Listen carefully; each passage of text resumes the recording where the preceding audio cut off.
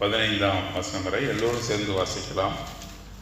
1 யோவான் 5ஆம் அதிகாரம் 13ஆம் வசனம் முதல் 15ஆம் வசனம் வரை எல்லோருமே நாம் சேர்ந்து வாசிக்கலாம். உங்களுக்கு நித்திய ஜீவன் உண்டென்று நீங்கள் அறியவும், தேவகுமாரனுடைய நாமத்தின் மேல் நீங்கள் விசுவாசமாயிருக்கவும், தேவகுமாரனுடைய நாமத்தின் மேல் விசுவாசமாயிருக்கிற உங்களுக்கு இவைகளை எழுதுகிறேன். நாம் எதையாகிலும் அவருடைய சித்தத்தின்படி கேட்டால் அவர் நமக்கு செவி கொடுக்கிறார் என்பதே அவரை பற்றி நாம் கொண்டிருக்கிற தைரியம். நாம் எதை கேட்டாலும் அவர் நமக்கு செவி கொடுக்கிறார் என்று நாம் அறிந்திருந்தோமானால் அவரிடத்தில் நாம் கேட்டவைகளை பெற்றுக்கொண்டோம் என்று அறிந்திருக்கிறோம். தேவன் தாமே இந்த வசனங்களை ஆசீர்வதித்து நம் அனைவரோடு கூட பேசுவாராக. யோவான் 1 யோவான் என்ற இந்த நிருபமானது ஆண்டவராக இயேசு கிறிஸ்துவினுடைய அப்போஸ்தலனாக அறியப்பட்ட யோவானால் எழுதப்பட்டது. யோவான் என்ற ஆண்டவராக இயேசு கிறிஸ்துவினுடைய சீஷன், பின்னாளிலே அப்போஸ்தலன் என்று அறியப்பட்ட யோவானால் எழுதப்பட்டது. நாம் அறிந்த வண்ணமாக ஆண்டவராக இயேசு கிறிஸ்துவுக்கு 12 சீடர்கள் இருந்தார்கள். அதை தவிர அநேக சீடர்கள் கூட அவருக்கு இருந்தார்கள். 12 சீடரில் மிக முக்கியமான சீடர்கள் என்று சொல்லப்படுகிற பேதுரு, யாக்கோபு, யோவான், 3 பேர். பேதுரு, யாக்கோபு, யோவான் இவர்கள் தான் இன்னர் சர்க்கிள் என்று சொல்லக்கூடிய அவர்கள் ரொம்ப அருகாமையில் இருக்கக்கூடிய சீடர்கள். 12 சீடர்கள் இருந்தார்கள். அதில் மிகவும் நெருக்கமாக அவர் என்ன செய்கிறார் என்று உற்று நோக்கக்கூடிய வாய்ப்பை இவர்கள் பெற்றிருக்கிறார்கள். பேதுரு, யோவான், யாக்கோபு இவர்கள். ஏனென்று சொன்னால் இவர்களை அழைத்து கொண்டு தான் எங்கே போனான்னு சொன்னால் மறுரூபமலைக்கு போனார். மறுரூபமலையிலே அவர் மறுரூபமான காட்சியை இந்த 3 பேர் தான் பார்த்தார்கள். எல்லா சீடருக்கும் அது கொடுக்கப்படவில்லை.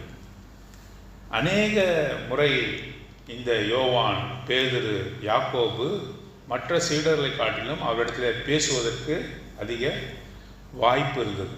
அவர் அருகாமையில் இருப்பதனாலே அவரோடு கூட பேசுவதற்கு வாய்ப்பு இருந்தது. இந்த யோவான் ஆண்டவராக இயேசு கிறிஸ்துவனுடைய மார்பிலே சாய்ந்திருந்த சீடன் என்று சொல்லப்பட்டிருக்கு. அவர் மடியிலே அமர்ந்து மார்பிலே சாய்ந்திருக்கக்கூடிய சீடன் தான் இந்த யோவான் என்று நாம் வாசிக்கிறோம். அது ஆண்டவராக இயேசு கிறிஸ்துவானவர் என்ன பேசுகிறார், அவர் எப்படி செயல்படுகிறார், இன்னும் கூட மிக தெளிவாக சொல்ல வேண்டும் என்றால் அவர் எப்படி ஜெபம் செய்கிறார், அவர் பிதாவை நோக்கி எப்படி ஜெபம் செய்கிறார் என்று சொல்லி மிக நுணுக்கமாக அருகாமையிலே இருந்து அறிந்திருக்கக்கூடிய ஒருவர் தான் இந்த யோவான். ஆகவே அவர் சொல்கிற வார்த்தை ரொம்ப மிக முக்கியமான வார்த்தையாக இருக்கிறது. ஏனென்றால் ஆண்டவராக இயேசு கிறிஸ்துவானவர் பிதாவை நோக்கி எப்படி ஜெபித்தார், எந்த வேலையில் ஜெபித்தார், எல்லோரும் இருக்கும்பொழுது எப்படி ஜெபித்தார், அது மாத்திரமல்ல இரவிலே அவர் எப்படி ஜெபித்தார், அதிகாலை சூரியன் உதிக்கு முன்பாக அவர் எப்படி எழுந்து ஜெபித்தார், இரவெல்லாம் எப்படி ஜெபித்தார், எல்லாவற்றையும் நெருங்கி இருந்து பார்க்கக்கூடிய வாய்ப்பு இந்த யோவானுக்கு கிடைத்திருந்தது. ஆகவே பிரியமுள்ள சீடன் மாத்திரமல்ல, ஆண்டவராக இயேசு கிறிஸ்துவானவர் எப்படி செயல்படுகிறார், அவருடைய போதனைகள் என்ன, அவர் எப்படி ஜெபிக்கிறார், எப்படி பேசுகிறார், எல்லாவற்றையும் அறிந்த ஒரு சீடனாக இருக்கிறார். அவர்தான் சொல்கிறார், உங்களுக்கு நித்திய ஜீவன் உண்டென்று நீங்கள் அறியவும். நமக்கு முதல்ல என்ன இருக்கிறது? நித்திய ஜீவன். நம்மளுடைய ஜீவன் எப்படிப்பட்டது? அது அழிவுக்குரிய ஜீவன் அல்ல, அது நித்திய ஜீவன். ஆண்டவராக இயேசு கிறிஸ்து உள்ளாக இருக்கக்கூடிய ஜீவன் எப்படிப்பட்ட ஜீவன்? நித்திய ஜீவன். ஆகவே யோவான் சுவிசேஷம் 10ஆம் அதிகாரத்தில் நம்ம வாசிக்கிறோம் இல்லையா, நான் அவைகளுக்கு நித்திய ஜீவன் கொடுக்கவும் அது பரிபூர்ணப்படவும் வந்தேன். ஆகவே ஜீவனை கொடுக்கிறவர், நித்திய ஜீவனை கொடுக்கிறவர் யாரு? ஆண்டவராக இயேசு கிறிஸ்து. அதை பரிபூர்ணப்படுத்தக்கூடியவர் யாரு? ஆண்டவராகிய இயேசு கிறிஸ்து. ஆகவே தான் யோவான் 1 யோவான் 5ஆம் அதிகாரம் 13வது வசனத்தில் அவர் சொல்கிறார், உங்களுக்கு நித்திய ஜீவன் உண்டென்று நீங்கள் அறியவும். கண்டிப்பாக மெய்யாக நீங்கள் என்ன, யூ ஆர் வெல் அஷ்யூர்ட் அப்படின்றால் நீங்கள் நிச்சயமாக அறிந்து கொள்ள வேண்டியது என்ன? நம்முடைய ஜீவனானது கர்த்தருக்குள்ளாக இருக்கிறது. ஒரு நாளே நான் கர்த்தருக்குள்ளாக போவேன். எனது ஜீவன் பாதாளத்துக்கு விடப்படுவதில்லை, பாதாளத்துக்கு விடப்படுவது நரத்துக்கு ஏதுவானது அல்ல. எனது ஜீவனானது பரலோகத்துக்குரியது, ஆண்டவருக்குரியது, அது நித்திய ஜீவன் என்று முதல்ல நம்ம அறியணும். உங்களுக்கு நித்திய ஜீவன் உண்டு என்று நீங்கள் அறியவும் தேவகுமாரனுடைய நாமத்தின் மேல் நீங்கள் விசுவாசமாக இருக்கவும். நீங்கள் என்ன ஆண்டவராகிய இயேசு கிறிஸ்துனுடைய பேரில் என்னவா இருக்கணும்? விசுவாசம். முதல்ல நித்திய ஜீவன் உங்களுக்கு இருக்கிறதுன்னு நம்பணும். நம்புகிற காரியம் என்ன? என்னுடைய ஜீவன் ஆண்டவர்னாலே காப்பாற்றப்படுகிறது. என்னுடைய ஜீவன் அழிவுக்கு ஏதுவான ஜீவன் இல்லை, அது நித்திய ஜீவன். இரண்டாவதாக நாம் வாசிக்கிறோம், அவர் மீது நான் விசுவாசமாக இருக்கிறோம். என்னுடைய விசுவாசம் யார் மீது இருக்கிறது? அந்த விசுவாசமானது கொஞ்சம் கூட குறையக்கூடாது. விசுவாசமானது பெருகி கொண்டே இருக்கணும். இப்போது ஆண்டவரை ஏற்றுக்கொண்ட ஆரம்ப நாட்களில் அந்த விசுவாசமானது கொஞ்சம் விசுவாசமாக இருக்கலாம், அற்ப விசுவாசமாக இருக்கலாம், பதறுகிற விசுவாசமாக இருக்கலாம். ஆனால் நாட்கள் செல்ல செல்ல ஆண்டவருக்குள்ளாக வளர வளர நம்மளுடைய விசுவாசம் எப்படி இருக்கணும்? வளரணும், வளர்ந்து கொண்டே இருக்கணும். விசுவாசம் பெரிதாக இருக்க வேண்டும். நமது விசுவாசம் பெரிதாக இருக்க வேண்டும். ஆகவே தான் சொல்கிறார், நீங்கள் விசுவாசமாக இருக்கவும் தேவகுமாரனுடைய நாமத்தின் மேல் விசுவாசமாக இருக்கிற உங்களுக்கு இவைகளை எழுதுகிறேன். நீங்கள் எப்படி இருக்கிறீர்கள்? தேவகுமாரன் மீது நீங்கள் விசுவாசமாய் இருக்கிறீர்கள் என்று அறிந்து அவர் இதை எழுதுகிறார். நாமத்தின் மேல் விசுவாசம் இருக்கிற உங்களுக்கு இவைகளை எழுதுகிறேன். இவைகளை யாருக்கு எழுதுகிறார்? தேவகுமாரனாகிய ஆண்டவராகிய இயேசு கிறிஸ்துவின் மீது நம்பிக்கையாக இருக்கிறவர்கள், தங்களுடைய நித்திய ஜீவன் அவரால் காப்பாற்றப்பட்டு வருகிறது என்று விசுவாசிக்கிறவர்கள், விசுவாசமாய் இருக்கிறவர்கள் மாத்திரமல்லாமல் அவர்களுக்கு இதை எழுதுகிறார் என்று சொல்லி நாம் பார்க்கிறோம். 14ஆம் வசனத்தில், நாம் எதையாகிலும் அவருடைய சித்தத்தின்படி கேட்டால் அவர் நமக்கு செவி கொடுக்கிறார் என்பதே அவரை பற்றி நாம் கொண்டிருக்கிற தைரியம். ஆங்கிலத்தில் கான்ஃபிடென்ஸ் என்று போடப்பட்டிருக்கு. கான்ஃபிடென்ஸ் என்றால் அவர் நிச்சயமாக அதை செய்வார் என்ற நம்பிக்கை. எனக்கு நான் ஒரு தேர்வு வைத்தாக்கா நம்ம சொல்கிறோம் இல்லையா, எனக்கு 100க்கு 100 மார்க்கு கிடைக்கும். ஐ ஆம் கான்ஃபிடென்ஸ் அபவுட் மை மார்க் அப்படின்னு சொல்கிறோம். நான் கண்டிப்பாக இவ்வளோ மார்க்கு எடுப்பேன் என்ற அதிதீவிர நம்பிக்கை, அதுதான் தைரியம், கான்ஃபிடென்ஸ் என்று ஆங்கிலத்தில் போடப்பட்டிருக்கிறது. அதாவது அவருடைய வாக்கு எப்படியா இருக்கிறது? அவர் கொடுக்குற வாக்குனாக்கா ப்ராமிஸ். அவர் கொடுக்குற வாக்கு எப்படி இருக்கிறது? அது நிச்சயமாக இருக்கிறது, அது உண்மையாக இருக்கிறது, அது உறுதிப்பட்டு இருக்கிறது. நாம் எதையாகிலும் அவருடைய சித்தத்தின்படி கேட்டால் அவர் நமக்கு செவி கொடுக்கிறார் என்பதே அவரை பற்றி நாம் கொண்டிருக்கிற தைரியம். நமக்கு என்ன தைரியம் இருக்கிறது? நான் எதையாகிலும் கேட்டால், நான் எதையாகிலும் கேட்கும்பொழுது அவர் என்னை கேட்கிறார். எதையாகிலும் கேட்டால் அவர் என்ன செய்கிறாரு? அவர் என்ன செய்கிறாரு? அதை கேட்கிறார் என்று சொல்லி பார்ப்போம். முதல்ல நம்ம பார்த்தோம், அது நிச்சயம், உறுதியான காரியம். தைரியம் என்றால் அது போல்ட்னஸ் மாத்திரமல்ல, கான்ஃபிடென்ஸ் என்று ஆங்கிலத்தில் போடப்பட்டிருக்கிறது. ஆகவே அதை நாம் தைரியத்தோடு கேட்கிறோம். இரண்டாவதாக பாருங்கள், அது அவர் செவி கொடுக்கிறார் என்றால் அருகாமையில் இருக்கிறார் என்ற அர்த்தம். அவர் மேல் விசுவாசமாக இருந்தால், என்னுடைய ஜீவனானது நித்திய ஜீவனாக இருக்கிறது என்று நம்பிக்கையாக இருந்தால் ஏற்படுகிற காரியம் என்ன? அவர் நமக்கு செவி கொடுக்கிறார். நாம் பேசும்போது அவர் என்ன செய்கிறாரு? கேட்கிறார். எல்லோரும் பேசும்போது அவர் கேட்பதில்லை. இப்போ எல்லாரும் பேசுகிறாங்க, நாம் கூட என்னது முக்கியமில்லாத நபர்களுடைய வார்த்தைகளை நம்ம என்ன செய்கிறோம்? புறந்தள்ளுறோம். எல்லாரும் தான் பேசுகிறாங்க, ஒரு கூட்டத்தில் எல்லோரும் பேசுகிறாங்க. அவர் எல்லாருடைய வார்த்தையை நம்ம கேட்டுக்கிட்டா இருக்கோம்.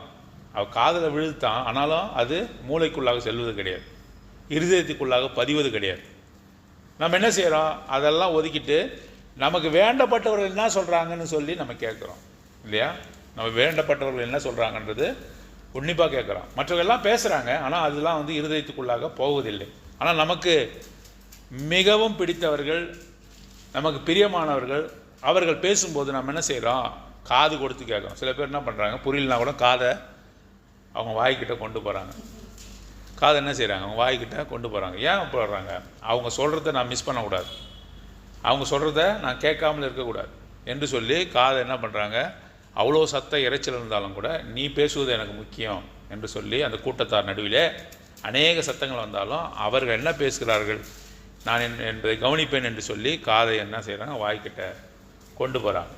பாருங்கள், இந்த வசனத்தில் பார்க்கிறோம். ரெண்டாவது காரியமாக அவர் கேட்கிறார் என்பதை நாம் என்ன செய்கிறோம், அது நமக்கு கொடுத்த நிச்சயம், தைரியம். அவர் நமக்கு செவி கொடுக்கிறார். எதையாகிலும் அவர் சித்தப்படி கேட்டால், மூன்றாவது காரியம் என்னது, அவர் சித்தப்படி தான் கேட்கணும். உன்னுடைய அபிலாஷைகள் நிறைவேறும்படியாக நாம் கேட்கக்கூடாது. அவருடைய சித்தம் இதில் எப்படி இருக்குதுன்னு முதல்ல தெரியணும். ஆண்டவருடைய சித்தம் இந்த விஷயத்தில் எப்படி இருக்குன்னு எப்படி தெரியும்? பிரதர், எனக்கு எப்படி பிரதர் தெரியும்? ஆண்டவர் இப்படி தான் நினைக்கிறார். அதுக்கு தான் சொல்கிறோம், அவரோட நெருங்கி ஜீவிக்கணும். இப்போ பாருங்கள், குடும்பத்தாரில் இப்போ சில விஷயங்களை கணவர் பேசாமலே என்ன பண்ணுறாங்க, மனைவியாக புரிந்து கொள்கிறாங்க. எல்லா சமயத்திலும் மனைவிக்கு அவங்க இன்ஸ்ட்ரக்ஷன் கொடுக்குறாங்களா? இல்லை. கணவன் எப்படி நினைப்பாருன்னு சொல்லி மனைவி புரிந்து கொண்டு என்ன செய்கிறாங்க, வேலைகளை செய்து முடிக்கிறாங்க. புரியாதவங்களுக்கு தான் என்ன பண்ண வாய்மொழியாக சொல்கிறோம். நல்ல பிள்ளைகளோ அந்த நல்ல ஒரு ஐக்கியமாக இருக்கிற குடும்பத்தில் பேசுவதை காட்டில் என்னது, அவங்களுடைய பார்வை நினைவிலே அந்த குடும்பமானது இயங்குகிறதை நாம் பார்க்கணும். ஆகவே அவர் அவர் சித்தப்படி கேட்கணும். அவர் சித்தப்படி எப்போ கேட்போம்? ஐக்கியம் இருக்கும்போது வரும் சித்தம். ஆண்டவருடைய திருவுள்ள சித்தத்தை நான் எப்படி அறிவேன்? அந்த சித்தத்தின்படி தான் நான் கேட்கணும். அப்படி என்றால் நீ ஐக்கியமாக இருக்கணும். எப்படி ஐக்கியமாக இருக்க முடியும்? அவரில் அன்பு கூறுவதும், அவருடைய வேதத்தை படிப்பதும், ஜபம் பண்ணுவதும். ஜபம் பண்ணுறது என்பது அவர்கிட்ட ரிப்போர்ட் வாசிக்கிறது மாத்திரமல்ல.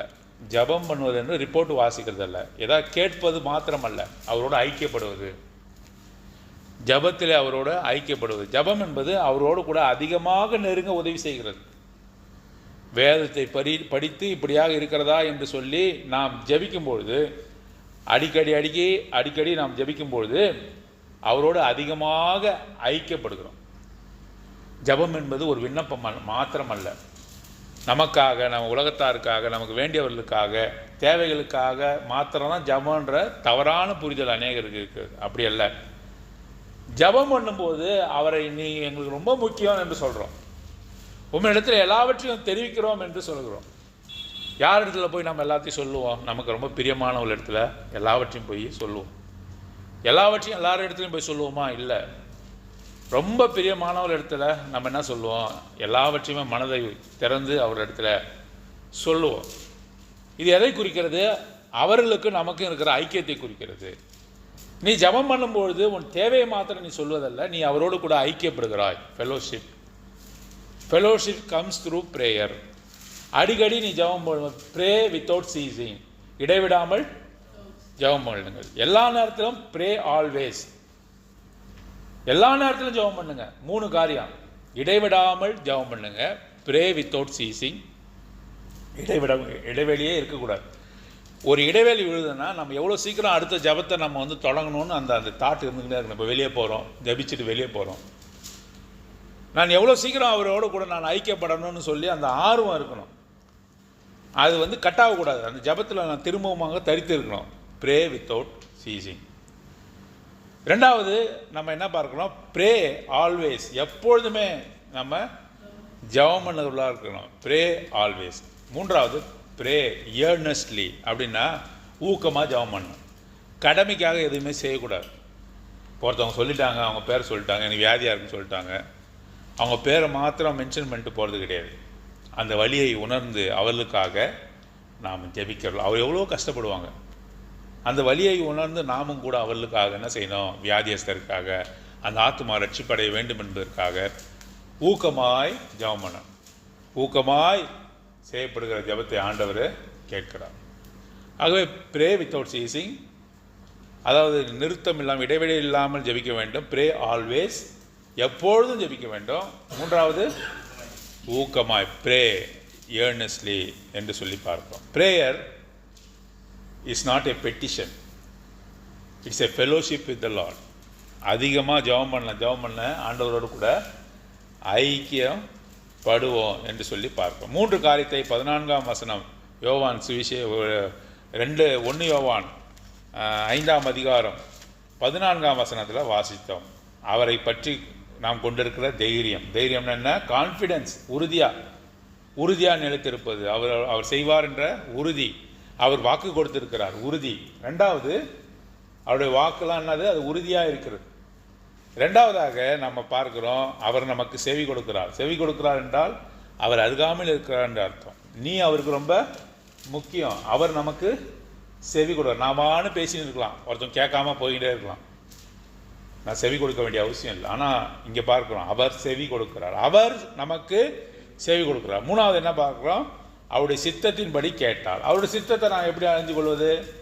அவரோடு அதிகமாக ஜெபம் பண்ணி அவரோட அதிகமாக ஐக்கியம் இருக்கும்பொழுது அவர் என்ன நினைக்கிறார் என்பதை உணர்ந்து நாம் ஜெபிக்கலாம் என்று சொல்லி பார்ப்போம். நாம் 15ஆம் வசனம், நாம் எதை கேட்டாலும் அவர் நமக்கு செவி கொடுக்கிறார் என்று நாம் அறிந்திருந்தோமானால் அவரிடத்தில் நாம் கேட்டவைகளை பெற்று கொண்டோம் என்று அறிந்திருக்கிறோம். பாருங்கள், அவர் நமக்கு செவி கொடுக்கிறார் என்ற நிச்சயம் நமக்கு முதல்ல இருக்கணும். நான் பான்னு போய் சொல்லிட்டு வந்துடுவேன் அப்படின்னு கிடையாது. அவர் நமக்கு உண்மையாகவே நம்ம பேசுறதுலாம் கேட்குறார் என்ற நம்பிக்கை, விசுவாசம் நமக்குள்ளாக அறிந்திருந்தோமானால் அவரிடத்தில் நாம் கேட்டவைகளை பெற்றுக்கொண்டோம் என்று அறிந்திருக்கிறோம். நாம் கேட்ட காரியங்கள் பிதாவின் சித்தத்தின்படி இருக்கும் என்று சொன்னால் அதை நாம் பெற்றுக்கொண்டோம் என்று அறிந்திருக்கிறோம். முடிஞ்சு போச்சு, அவர் செஞ்சிட்டார். அது எப்போ செய்வார்னு நம்ம சொல்ல முடியாது. ஆனால் நம்ம சொன்னதை அவர் என்ன செய்வார்? செய்து விடுவார் என்று சொல்லி பாருங்கள். பிதாவின் சித்தத்தை அறிந்து ஜெபம் பண்ணணும். அவருடைய சித்தத்தில் இல்லாத காரியத்தை நீ ஜெபம் பண்ணால் அவர் கொடுக்கவே மாட்டார். அவருடைய சித்தத்தில் இல்லாத காரியத்தை நாம் ஜெபம் பண்ணால் கொடுக்க மாட்டார். திரும்ப திரும்ப சொல்கிறேன், நாம் அவரிடத்தில் அதிகமாக ஐக்கியப்படும் பொழுது தான் அவர் என்ன நினைக்கிறான்னு தெரியும். அவர் என்ன நினைக்கிறான்னு எப்போ தெரியும்? அவரோடு கூட அதிகமாக ஐக்கியப்படும் போது. ஐக்கியம் எப்படி படுறது? அவருடைய வேதத்தை வாசிப்பது, அவரை அன்பு கூறுவது, அவர் சொல்வதை கேட்டு கீழ்ப்படிவது, ஜெபத்தில் அதிக நேரம் தரித்திருப்பது, இதனாலே அதிகமாக அவரோடு கூட ஐக்கியப்பட முடியும். அவருடைய சித்தத்தின்படி கேட்டால் என்றதுக்கு ஒரே ஒரு உதாரணம் பாருங்கள். 14ஆவது வசனம் நான் உங்களுக்காக வாசிக்கிறேன். அவருடைய சித்தம் என்பதற்காக நான் இந்த வசனத்தை வாசிக்கிறேன். மரணத்துக்கு ஏதுவில்லாத பாவத்தை தன் சகோதரன் செய்ய ஒருவன் கண்டால் அவன் வேண்டுதல் செய்ய கடவன், அப்பொழுது அவனுக்கு ஜீவனை கொடுப்பார். யாருக்கென்றால் மரணத்துக்கு ஏதுவில்லாத பாவத்தை செய்தவர்களுக்கே. மரணத்துக்கு ஏதுவான பாவம் உண்டு, அதை குறித்து வேண்டுதல் செய்ய நான் சொல்லேன். கவனிச்சிங்களா? பாவத்தை 2 வகையாக பிரிக்கிறார் யோவான். பாவத்தை 2 வகையாக பிரிக்கிறார். அதாவது சின் அன்டு டெத், மரணத்துக்கு ஏதுவான பாவம், மரணத்துக்கு ஏதுவில்லாத பாவம். மரணம்னா என்ன? இந்த மரணம் கிடையாது. நரகத்துக்கு ஏதுவான பாவம், நரகத்துக்கு ஏதுவில்லாத பாவம். நான் மரணத்துக்கு ஏதுவான பாவம் எப்படி தெரியும்? நீ சித்தத்தை அறிஞ்சிருந்தால் தான் தெரியும். யாருக்காவது நீ ஜெபிக்க போகிறன்னா நாம் நன்றாக அறிந்திருக்க வேண்டும். இது மரணத்துக்கு ஏதுவான பாவம், இதை நம்ம மீட்கவே முடியாது. ஒரு உதாரணம் சொல்லட்டுமா? தாவீது தன் குமாரனாக பத்சேபாள் மூலமாக பிறந்த குழந்தைக்காக என்ன பண்ணாமா? நோய்வாய்ப்பட்ட போது என்ன பண்ணான்? அழுது புலம்பி உபவாசம் இருந்தான். அது பிதாவின் சித்தம் கிடையாது. அது என்னது? அந்த குழந்தையை எடுப்பது என்பது பிதாவின் சித்தம். இவன் எவ்வளவுதான் தலையில் மண்ணை வாரி போட்டுக்கின்னு புழுதியில் படுத்து உபவாசம் இருந்தாலும் கூட அதை என்ன பண்ண வைக்க முடியல, பிழைக்க வைக்க, ஜீவனை பெற்றுக்கொள்ள முடியல. அப்போது அந்த குழந்தை மரணத்துக்கு ஏதுவான காரியத்துக்குள்ளே போகுதுன்னு அவன் தெரிஞ்சிருக்கணும். இப்போ சாமுவேல் கேள்விப்படுறான், சவுலை தள்ளி தாவீதை ராஜாவாக ஏற்படுத்தினார் என்று கேள்விப்படுறான். ஆனாலும் கூட சாமுவேலுக்கு சவுலின் மேல் இந்த பிரியத்தின் காரணமாக அவன் ரொம்ப துக்கப்பட்டு அழறான். துக்கப்பட்டு அழுகிறான் என்று சொல்லும்போது துக்கப்பட்டு ஆண்டவரிடத்தில் முறையிடுகிறான் என்ற அர்த்தம். இவனுடைய முறையிடுதலை கேட்டு சவுலை திரும்பி ஒரு ராஜாவாக மாற்றினாரா? மாற்றவே இல்லை. அவன் என்ன சொல்கிறாரு சாமுவேலை பார்த்து? போதும் எழுந்திரு, அழுதது போதும் ஏந்திருன்ட்டார். போதும் ஜெபித்தது போதும் ஏந்திருன்ட்டார். ஏந்திரு, நான் தள்ளது தான். நீ சும்மா நம்ம சந்தோஷத்துக்காக நம்ம ஜெபிச்சுன்னு இருக்கலாம், அவ்வளோதான். நம்ம சந்தோஷத்துக்காக போராடின்னு இருக்கலாம். இந்த சாமுவேலுக்கு சவுல் மேலே ரொம்ப பிரியம். ஆனாலும் கூட அவன் தள்ளப்பட்ட பொழுது இவன் அழுது புலம்பி நான் என்று சொல்லி பார்க்கிறோம். ஆனாலும் கர்த்தர் ஒரு நாளும் அழுதது போதும், எம்மட்டும் நீ துக்கித்து கொண்டு இருப்பாய் என்ற வார்த்தை கேட்குறேன். எவ்வளோ நாள் நீ துக்கமாக இருப்ப, ஏந்திரு போதும். சொன்னது தான் சொல்கிறார். ஆக அவர் சித்தம், திருவுள்ள சித்தத்தை அறிந்திருக்க வேண்டும். அவருடைய சித்தத்தின்படி நாம் ஜெபித்தால் அவர் நம்மை கேட்கிறார் என்ற காரியம் நமக்கு தெரியணும். நான் ஒப்பிக்கிறேன்றது கிடையாது, நாமான்னு சொல்லிட்டு போகிறது கிடையாது. அவர் என்னை கூர்ந்து கவனிக்கிறார் என்பதை நான் அறிந்திருக்க வேண்டும். அவரை பற்றி நாம் கொண்டு இருக்கிற தைரியம், அதில் உறுதியாக இருக்கணும். அது கான்ஃபிடென்ஸாக இருக்கிறது. நாம் எதை கேட்டாலும் அவர் நமக்கு செவி கொடுக்கிறார் என்று நாம் அறிந்திருந்தோமானால் அவரிடத்தில் நாம் கேட்ட விலை பெற்றுக்கொண்டோம் என்று அறிந்திருக்கிறோம். அந்த நம்பிக்கையை நமக்கு கொடுக்கிறார். கண்டிப்பாக செய்வார், ஒரு நாளில் அது செய்வார் என்ற நம்பிக்கை நமக்கு கொடுக்கிறார். இதெல்லாம் பிரதர் நான் சொல்லிட்டேன், அவர்கிட்ட ஜெபம் பண்ணிட்டேன், அது கண்டிப்பாக செஞ்சிருவார், அப்படி கிடையாது. நீ சித்தத்தின்படி செய்தியான்னு, சித்தத்தின்படி அவர் இடத்துல கேட்டியான் என்பது மிக முக்கியமான காரியமாக இருக்குது. எதை கேட்டாலும் அவர் என்ன செய்ய மாட்டார், கொடுக்க மாட்டார். அதுக்கு தான் முன்னாடி இருக்க வசனத்தில் சித்தத்தின்படி கேட்டார் என்று வாசிக்கும். எதை கேட்டாலும் நீ பெற்றுக்கொள்ள முடியாது. ஏன்னா அவர் எல்லாவற்றையும் உனக்கு அவர் கொடுக்க அவருக்கு பிரியமில்லை. ஏன்னா அது உன்னுடைய அழிவுக்கு நேராக நடத்தும். அவரோட சித்தத்தின்படி கேட்டால் அதை செய்கிறார் என்பதை நாம் அறிந்திருக்கிறோம். நமக்கு நித்திய ஜீவன் இருக்கிறது, அந்த விசுவாசமானது பெருக வேண்டும் என்று சொல்லி யோவான் நமக்கு ஜபத்தை குறித்து பேசுகிற இந்த வார்த்தையை தேவன்தாமே கேட்க உதவி செய்தார். விசுவாசத்தில் நாம் பெருகலாம். அவர் நம்மை கேட்கிறார் என்பதே எவ்வளோ சந்தோஷமான காரியம் இல்லை. நம்ம சொன்னால், நம்ம பேசினா நம்மளுடைய பிள்ளைங்களே கேட்க மாட்டுறாங்க, நம்மளுடைய பெற்றோர் கேட்க மாட்டேங்கிறார்கள், நம்ம நண்பர்கள் உதாசீனப்படுத்துகிறார்கள். இவன் என்னடா பேச வந்துட்டான். ஆனால் அவர் என்ன செய்கிறாரு, வானத்தையும் பூமியும் உண்டாக்கின தேவனிங்க என்ன சொல்கிறாரு, அவர் செவி கொடுக்கிறார் என்பதே அவரை பற்றி நாம் கொண்டு இருக்கிற தைரியம். நாம் பேசுவதை இந்த ஜனங்க வேணால் உதாசீனப்படுத்தலாம். நான் பேசுகிறேன் பிரதர், என் வீட்டுக்காரர் கேட்கவே மாட்டுறாரு.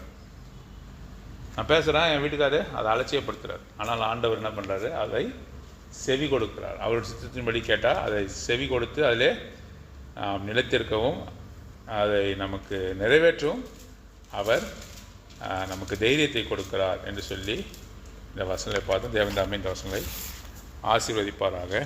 நாம் வழக்கமான ஜெப குறிப்புகளுக்காக நாம் ஜெபிக்கலாம். வியாதியஸ்தர்களுக்காக நாம் ஜெபிக்கலாம்.